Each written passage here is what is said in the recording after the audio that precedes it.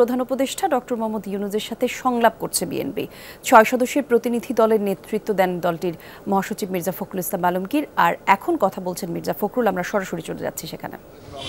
কথা বলছি রাষ্ট্রদ্রোহিতা অপরাধ। আমরা লক্ষ্য করেছি যে প্রশাসন থেকে অত্যন্ত দুর্ভাগ্যজনকভাবে এই প্রায় 2 মাস হতে চলেছে, আগামী 8 তারিখে 2 মাস হবে।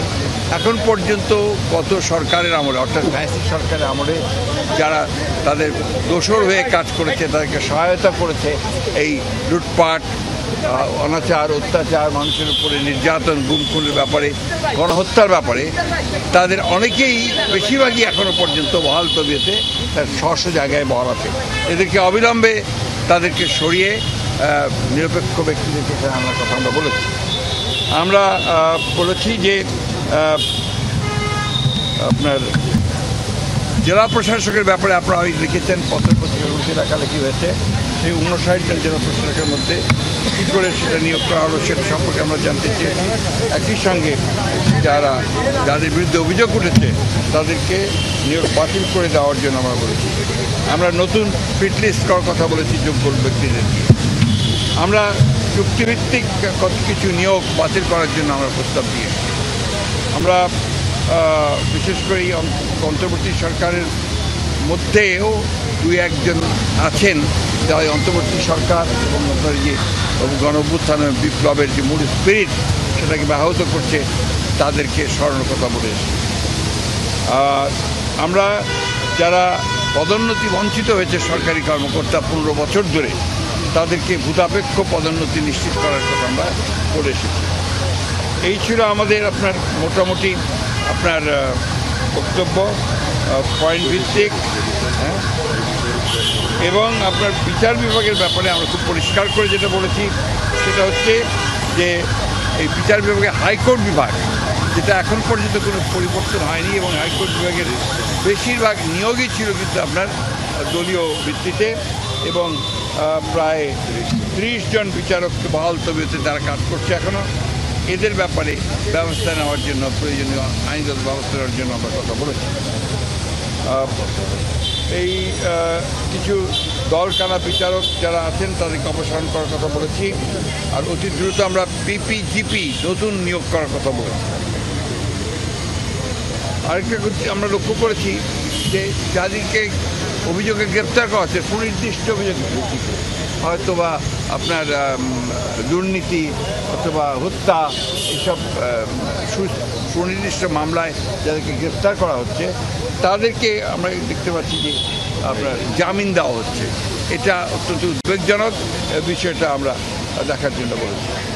আমরা 2007 সাল থেকে 24 সাল পর্যন্ত, 5ই আগস্ট পর্যন্ত আওয়ামী লীগের আমলে দায়েরকৃত সকল মিথ্যা মামলা, গায়েবী, ভুয়া, সাজানো, রাজনৈতিক উদ্দেশ্যে প্রণোদিত মামলাগুলোকে প্রত্যাহারের জন্য আমরা নীতিগত সিদ্ধান্ত ঘোষণা ও প্রত্যাহারের প্রয়োজনীয় ব্যবস্থা গ্রহণ করার কথা বলছি।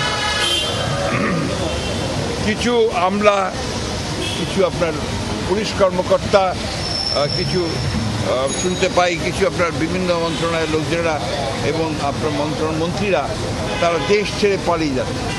কীভাবে পালাচ্ছে, কার সহযোগিতায় পালাচ্ছে, সেই বিষয়গুলো আমরা দেখার জন্য বলেছি। আর একটা বিষয় আমরা জোর দিয়ে বলেছি যে আজকে পতিত ফ্যাসিবাদী প্রধান শেখ হাসিনা ভারতে আছে। ভারতের থেকে তাকে কেন্দ্র করে তার মাধ্যমে যে সমস্ত ক্যাম্পেইন চলছে, প্রচারণা চলছে, যে অপপ্রচার চলছে, সেই বিষয়গুলো হতে পারছে এই জন্য যে ভারতে আছে। এই বিষয়টাকে ভারতীয় সরকারের সঙ্গে আলোচনা করার জন্য এবং তাকে ওই অবস্থা থেকে সরিয়ে দেওয়ার জন্য আমরা সরকারকে অনুরোধ করেছি। তারা ভারত সরকারের সঙ্গে নিয়ে কথা বলছে। সেই সঙ্গে পার্বত্য চট্টগ্রামে যে ধরনের অস্থিরতা সৃষ্টি করার চেষ্টা করা হচ্ছে সেটাও আমরা কিন্তু আপনার বলেছি যে পার্বত্য চট্টগ্রামের ব্যাপারটাকে আরও গভীরভাবে দেখে সেখানে কারা এই ঘটনাগুলোর সঙ্গে জড়িত তাদের বিরুদ্ধে ব্যবস্থা নেওয়ার জন্য আমরা কথা বলেছি। আরেকটি কথা আমি বলি যে আপনার গুম খুনের সঙ্গে যারা জড়িত তারা এখনও ধরাছোঁয়ার বাইরে, তাদেরকে খুব কম, একমাত্র জিয়াউল হাসান ছাড়া আর কাউকেই ধরা হয়নি।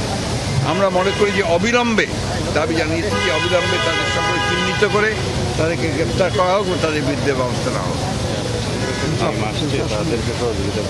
এবং জাতিসংঘের একটি দল এসছে এখানে, কিন্তু দুর্ভাগ্যজনকভাবে সেই দলটিকে যারা এর সঙ্গে জড়িত আছেন এই বিভিন্ন ডিপার্টমেন্টের, তারা তাদেরকে সেইভাবে সহযোগিতা করছে না। তৃতীয়ত হচ্ছে যে আপনার সম্প্রতি দুর্গা পূজাকে কেন্দ্র করে, সহজ উৎসবকে কেন্দ্র করে আপনারা লক্ষ্য করেছেন যে সনাতনী কিছু মানুষ, সবাই না, কিছু মানুষ তারা কিন্তু অত্যন্ত পরিকল্পিতভাবে জনগণেরকে উস্কে দিচ্ছে বাংলাদেশের বিরুদ্ধে। তারা অপপ্রচার চালাচ্ছে, কাজে হিন্দু কমিউনিটির উপরে এখানে অত্যাচার হচ্ছে, নির্যাতন হচ্ছে, এই ধরনের কথাবার্তা তারা বলতে যাচ্ছে, যেটা সর্বৈব এটা মিথ্যা। আমরা সবাই জানে, এটা আপনারা দেখছেন। এটা হচ্ছে একটা সুদূর পরিকল্পনা তাদের, বাংলাদেশে আপনার মাইনরিটিকে নির্যাতন করা হচ্ছে, বাংলাদেশের বিরুদ্ধে এটা একটা ষড়যন্ত্র বলে আমরা মনে করি। এই কথাগুলো আমরা তাদেরকে অত্যন্ত গুরুত্ব সহকারে বিবেচনার জন্য বলেছি, তার বিরুদ্ধে প্রয়োজনীয় ব্যবস্থা গ্রহণ করার জন্য বলেছি। Thank you.